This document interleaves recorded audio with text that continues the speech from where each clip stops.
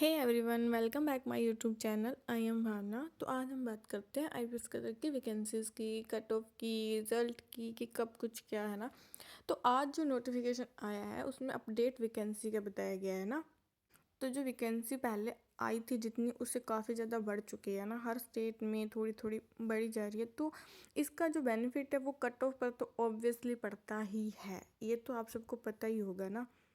क्योंकि जितनी ज़्यादा वैकेंसी होगी तो वो उस हिसाब से मतलब कि बच्चों को लेते हैं ना। और अभी तक इसका रिज़ल्ट आया नहीं है, तो मुझे ऐसा लगता है कि अगर रिज़ल्ट नहीं आया तो जो ये वैकेंसीज़ हैं उनका रिज़ल्ट पे तो फ़र्क पड़ेगा ही ना। ऑब्वियसली कट ऑफ थोड़ी तो उससे तो कम जाएगी ना, ये बात तो है ही। क्योंकि अगर हम बात करते हैं, जैसे एसबीआई की बात करते हैं ना, तो एसबीआई में क्या था कि लास्ट ईयर वैकेंसीज बहुत ज़्यादा थी ना, जिसके हिसाब से कट ऑफ बहुत कम चली गई थी। लेकिन अगर आज हम देखते हैं इस बार, तो इस बार तो वैकेंसीज कम थी, बहुत कम थी। तो कट ऑफ आप देख ही सकते हो कि 20-20 नंबर का फ़र्क पड़ा है कट ऑफ पर। तो वही चीज़ अगर मैं आईबीपीएस क्लर्क में अप्लाई करे तो फिर आपको दिख ही रहा है ना कि क्या पता इसकी कट ऑफ कम चली जाए ना, और तो इससे ज़्यादा क्या ही हो सकता है। बाकी हाँ, इसके अंदर मेंस में भी फ़र्क पड़ सकता है, क्योंकि एसबीआई के अंदर क्या है कि उसमें क्राइटेरिया है कि आपको 60 नंबर और ओबीसी और एसटी वगैरह के लिए और 70 नंबर जनरल वालों के लिए लाना कंपलसरी है ना। तो इसमें वो क्राइटेरिया नहीं है, इसकी कट ऑफ तो कम भी जा सकती है। तो वही बात है कि अपने को तो बढ़िया ही ना। आपने जिस जिस स्टेट से भरा है उसके अंदर अगर वैकेंसी ज़्यादा है तो बेनिफिट ही है ना। तो मैं अगर अपना बताऊं कि मैंने किस स्टेट से फिल किया है, तो मैंने तो देखो गुजरात से फिल किया है, ठीक है। तो गुजरात की जो अगर मैं बताऊं, तो लास्ट ईयर जो कट ऑफ थी प्री की वो 78 लगभग थी, यानी 77 पॉइंट कुछ थी। तो और मेंस की ओबीसी की 70 ही थी शायद, मतलब इतना मुझे पूरा नहीं याद, पर इतना लगभग बता देती हूँ कि इतना इतना था, ठीक है। तो अगर मैं इस साल की बात करूँ तो इस साल उससे भी कट मतलब कि वैकेंसी बहुत ज़्यादा है। और अगर आप मतलब देखें तो इसमें लगभग मतलब कि 1109 वैकेंसी हो चुकी हैं, ठीक है। आप इसमें भी देख सकते हो। तो 1109 वैकेंसी है, तो 1109 वैकेंसी में मुझे ऐसा लगता है कि कट ऑफ काफ़ी कम जानी चाहिए वैसे तो। हालांकि मैं ऐसे प्रिडिक्ट नहीं कर सकती कि कट ऑफ भाई इतनी चली जाएगी या ये वो तो रिजल्ट ही बताएगा, आईबीपीएस ही बताएगा ना।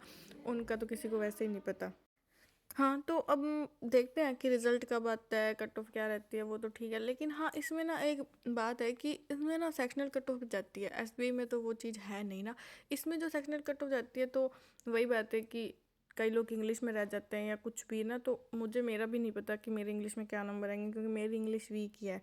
तो देखते हैं कि क्या होगा, कि क्या कट ऑफ जाएगी क्या नहीं जाएगी ना, ठीक है। और बाकी हाँ, एक बात ये भी है कि अपने को ऐसे लग रहा है ना कि अपने मेंस की तैयारी कर रहे हैं, एसबीआई के मेंस दिए मतलब दे रहे हैं, उसके मॉक लगा रहे हैं, क्योंकि सिलेबस तो सेम है। लेकिन ना एक बात ये है कि सिलेबस चाहे कितना ही सेम हो, बैंक के अपने 6 एग्ज़ाम आते हैं, उसके अलावा भी और भी आते हैं ना, लेकिन इंश्योरेंस के भी आते हैं, सिलेबस सेम है।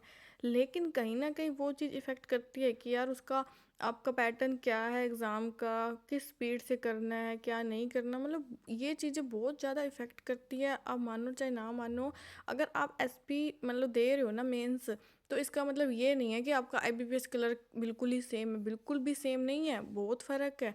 क्योंकि अगर बात करें जैसे रीजनिंग की ही कर लो, ठीक है। रीजनिंग में कहाँ 50 मिनट, कहाँ 35 मिनट, फ़र्क नहीं है क्या? बहुत ज़्यादा फ़र्क है। और बात यह है कि वहाँ सारे क्वेश्चन मतलब कि बिल्कुल ही सेम नंबर के हैं, आप कोई मर्जी उठा लो, कोई फ़र्क नहीं पड़ेगा इस चीज़ से। लेकिन अगर आप आईबीपीएस क्लर्क की बात करो, ठीक है, मैंने एक मॉक लगाया है, मैं आपको एनालिसिस दूंगी उसमें कि मेरे कितने मार्क्स आ रहे हैं और क्या कुछ। लेकिन उस मॉक के अंदर मैंने देखा कि 40 क्वेश्चन है रीजनिंग के, 20 मार्क्स के, तो मतलब 20 क्वेश्चन, और 40 मार्क्स के भी 20 क्वेश्चन है, ठीक है। जब आप क्वेश्चन ऑफ सिलेक्शन करोगे ना तो आपको समझ नहीं आएगा मैं क्या करूँ, आपका तो मन ये करेगा कि मैं शुरू के 20 कर दूँ तो 40 मार्क्स बन रहे हैं। लेकिन वही टाइम आप देके नीचे वाले 20 कर दोगे तो आपके 20 ही मार्क्स आएंगे। तो वो जो वहाँ मैंटेलिटी होगी, वहाँ जो पेपर का प्रेशर होगा, आपको ये बात समझ ही नहीं आएगी यार कि हम मतलब कहाँ से स्टार्ट करें, कौन सा क्वेश्चन करें। अगर मान लेते हैं एक पजल 4 क्वेश्चन उसके हैं जो 2-2 मार्क्स वाली है, और 4 ही क्वेश्चन इसके हैं, ठीक है। तो आपको कहीं ना कहीं ये भी लगे ना कि यार ये पजल बन जाएगी मेरे से 2-2 नंबर वाली, तो मैं यही बनाऊँ ना, क्यों मैं जो 4 नंबर वाली है वो बनाऊँगी। वही बात है कि वहाँ जो मतलब माइंड ऑफ प्रेजेंस है, मतलब बहुत चीज़ें मतलब फैक्टर करती हैं वहाँ पे। तो मुझे ऐसा लगता है कि हाँ ठीक है, एसबीआई के मेंस के मॉक लगाओ, लेकिन एक आधा आईबीएस कलर का भी लगा लो, क्योंकि उसके बाद टाइम नहीं मिलेगा। जैसे कि मैं अगर अपनी बात करूँ ना, अगर मेरा आरआरबी 22 या 23 को है, ठीक है, ओके, फिर उसके बाद क्या 29 को आईबीएस कलर का है, तो बीच में क्या बचा, हफ्ता। और मैंने कहाँ भरा हुआ है, गुजरात, दोनों ही मेरे गुजरात हैं। अगर गुजरात जाती हूँ, ठीक है, तो आऊँ, फिर 2 दिन आने में, 2 दिन जाने में, फिर बीच के सिर्फ एक दिन बचता है, मैं फिर आऊँ फिर जाऊँ, तो मेरे पास तो टाइम ही नहीं बचा ना। उसके बाद मैं कहाँ लैपटॉप लेके फिरती रहूँगी। तो फिर वही बात है कि अभी आपके पास टाइम है, आप अभी मॉक लगा सकते हो। उसके बाद तो क्या है कि आप सीए पढ़ो, इंग्लिश पढ़ो, सीए पढ़ो, इंग्लिश पढ़ो, क्योंकि मैथ रीजनिंग तो आपने जितनी कर रखी है उतनी ही होगी ना, इससे ज़्यादा तो क्या ही है।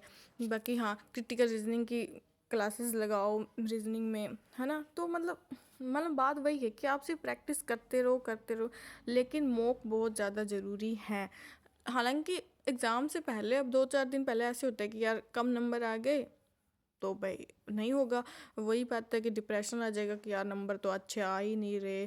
तो क्या, वही बात है कि एग्ज़ाम से पहले मॉक नहीं लगानी चाहिए, लेकिन अब टाइम ही नहीं बचा तो मॉक तो लगाने ही पड़ेंगे ना। तो फिर वही बात है कि एसबीआई के जितने मॉक लगाने थे लगा लिए, हो गया। लेकिन अब आईबीपीएस क्लर्क पर भी ध्यान देना ज़रूरी है। तो आईबीपीएस क्लर्क के भी आप मॉक लगाइए, एक आधा मॉक तो लगाइए जो पता लगे स्पीड का, कि स्पीड क्या आ रही है क्या नहीं आ रही है। तो वही बात है। और एक फैक्टर काम है सीए का, तो सीए पे भी अपना अच्छे से फोकस रखिए ना, क्योंकि वहाँ भी सीए 2-2 मार्क्स के नंबर हैं उसमें भी। तो फिर वही बात है कि बस आपका होना चाहिए।